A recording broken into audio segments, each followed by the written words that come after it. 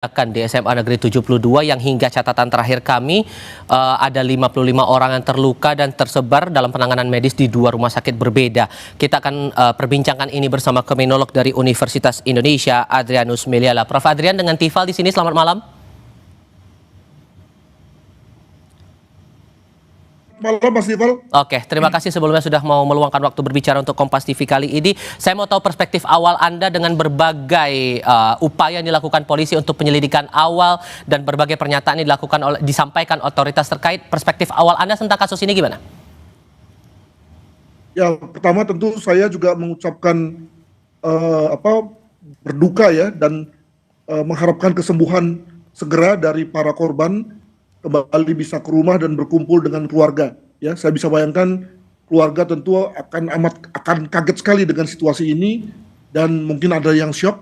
Maka moga-moga segera bisa sembuh dan kembali ke rumah seperti sedia kala dan bisa kembali sekolah.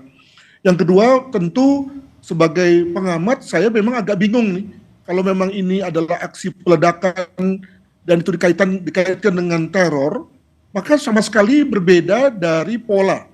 Jadi kita dalam pengamatan terkait dengan teror itu tentu ada pola ya, ada profil yang dari situ kita lalu bisa melihat kemungkinan siapa pelakunya, kemungkinan apa motifnya, dan apa tujuannya. Dan itu kemudian dilihat dari segi jenis ledakannya, siapa yang menjadi korban, momen yang diambil dalam rangka peledakan, ya, di mana terjadi peledakan. Itu semua dikombinasikan untuk kemudian menghasilkan satu kesimpulan bahwa pelakunya adalah si A, lalu motifnya B, tujuannya si C, dan seterusnya. Nah, ketika kemudian dalam hal ini dari segi lokasi saja, yakni lokasi sekolah ya, dan juga kemudian lalu menimpa para siswa SLTA pada saat ibadah pula, ya terus terang ini memang di luar dari pola yang ada.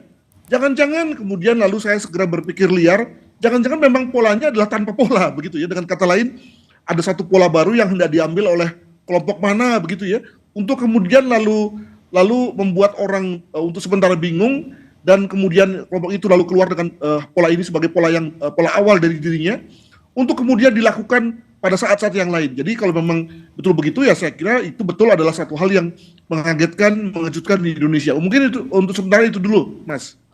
Dengan pola ada beberapa pihak yang menilai bahwa ini aksi lone wolf, kemudian mengambil lokasi yang seharusnya jadi zona aman bagi anak-anak dan ternyata peristiwanya sampai memicu korban luka sebanyak ini. Hal apa yang dirasa masih ganjil di mata Anda? Yang pertama tentu harus juga di-establish apakah betul ini lone wolf ya. Dengan kata lain memang orang yang beraksi sendiri.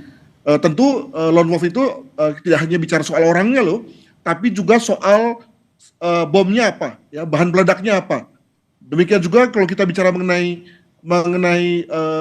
bahan peledaknya itu lalu di mana dia, karena lone wolf juga pada dasarnya ingin selamat tuh, ingin bisa mengulangi lagi perbuatannya, bahkan juga ingin menikmati melihat hasil perbuatannya. Makanya kemudian lalu juga ada semacam asosiasi antara lone wolf dengan orang-orang yang komputer freak ya, orang-orang yang memang jago komputer, di mana kemudian dia bisa mengamati ya dan merasa puas dengan peledakannya. Nah, apakah yang terlihat di beberapa foto yang beredar itu adalah pelakunya?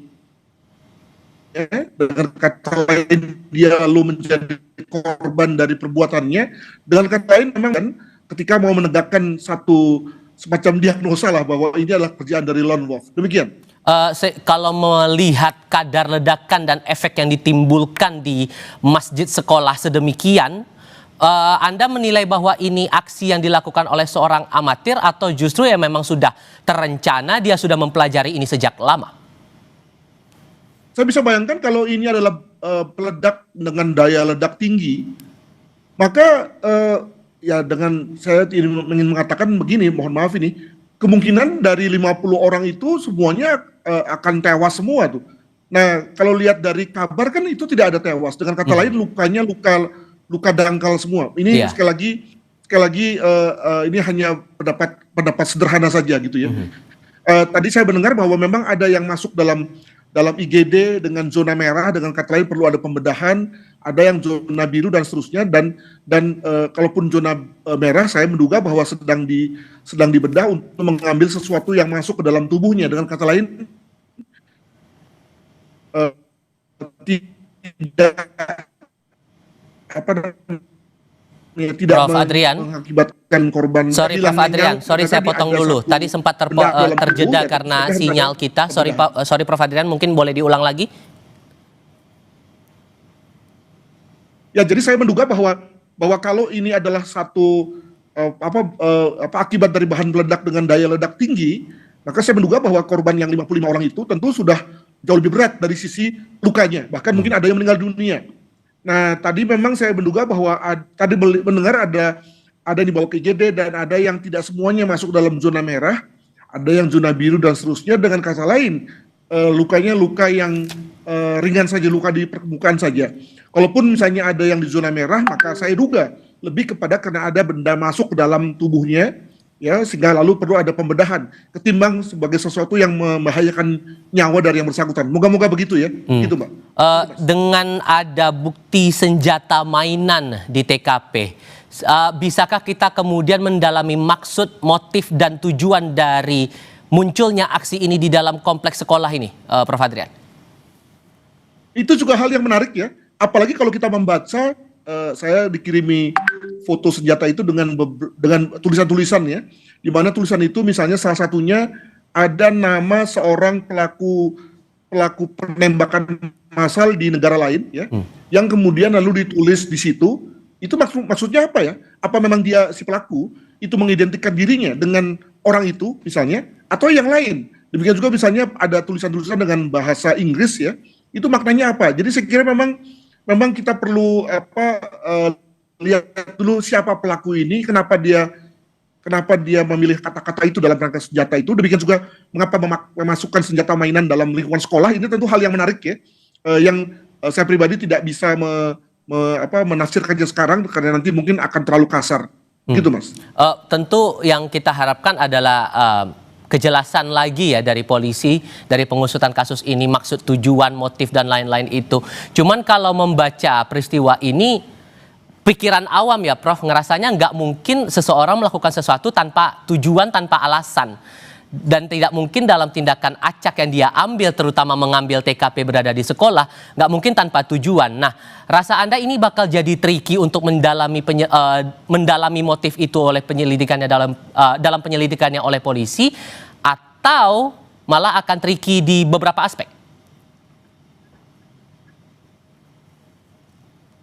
Ya, jadi jangan selalu juga, saya setuju tadi dengan apa yang dikatakan oleh Pak Wamenko Polkam, bahwa jangan cepat-cepat langsung ke teror, dalam arti bahwa itu dilakukan oleh organisasi teroris yang melakukan kekerasan dengan motif politik. Jadi jangan lupa loh, bahwa yang membedakan antara kekerasan dengan teror adalah adanya motif politik. Mungkin ini hanya soal kekerasan, di mana mungkin dalam hal ini juga motifnya adalah motif non kekerasan. Dengan kata lain, motif yang bisa saja itu terjadi terkait dengan orang yang marah, orang yang emosi, orang yang sakit hati, di mana lebih berada pada level kriminalitas ya, sehingga lalu kemudian kita kenakan pidana umum ketimbang kita kenakan pidana terorisme. Jadi kita beranjak dulu saja pada terjadi kekerasan, dan kelihatannya bahwa kekerasan itu agak jauh ya dari sesuatu yang bernuansa politik, sehingga kemudian kita bisa pakai label yakni bahwa itu adalah serangan teror ya. Kalau misalnya betul bahwa itu adalah teror, kenapa di sekolah, kenapa mainan, itu kan juga sesuatu hal yang menjadi menarik. Pun juga misalnya ledakan, sekali lagi ledakan juga tidak harus terkait dengan teror. Ada saja kemungkinan ledakan itu terkait dengan misalnya kimia yang mungkin saja ada di sekolah tersebut terkait dengan misalnya lab kimia. Ini saya duga-duga saja ya, jangan dianggap sebagai bahwa itu adalah yang terjadi gitu ya. Demikian juga misalnya dalam rangka bom molotov, itu kan satu dalam tanda kutip senjata yang dibuat entah untuk apa, dengan teknologi yang rendah, dengan teknologi yang mudah sekali ya, dengan cara yang mudah. Mungkin sekali lalu kemudian karena terlalu panas atau juga sudah keburu tersulut gitu ya, sehingga kemudian lalu meledak. botolnya pecah dan itu yang kemudian mengena pada siswa-siswa yang sedang beribadah. Mungkin begitu sehingga kemudian sekali lagi betul juga ya bahwa kita tidak perlu harus mengaitkan dengan konteks secara politik sebagaimana kita kenal yang diurus oleh teman-teman Densus dan BNPT. Begitu. Sederhananya kalau kemudian kita ambil dari segi kejiwaan juga, Prof, apakah dengan segitu marahnya pada sosok atau peristiwa tertentu maka kemudian ada tindakan sedemikian mengambil lokasi TKP di sekolah, ini menurut Anda menyasar pada sebatas pada tempat atau pada sosok atau pada profil atau pada apa nih? Ya tadi saya dibisiki teman ini bahwa kelihatannya ini soal anak sekolah ini, ya anak sekolah yang marah, yang kesel dengan teman-temannya dan kemudian lalu melakukan satu tindakan yang tidak proporsional ya gitu ya. Nah kalau itu benar maka ya ada benarnya juga. Mengapa? Karena kalau memang itu dilakukan oleh anak sekolah, dia mengambil tempat di sekolah sebagai tempat yang memang dia kenal ya, dan dia juga punya ekosistem di situ. Circle-nya juga circle sekolah, maka ketika kemudian dia mengalami situasi tidak senang, marah, emosi terkait dengan situasi yang dialaminya, maka wajar kalau kemudian sumbernya juga di situ juga. Kita akan coba elaborasi soal itu, terutama bagaimana laporan terbaru kita akan tinjau di beberapa titik. Kita jeda sebentar untuk dengarkan kumandang azan maghrib. Tetap bersama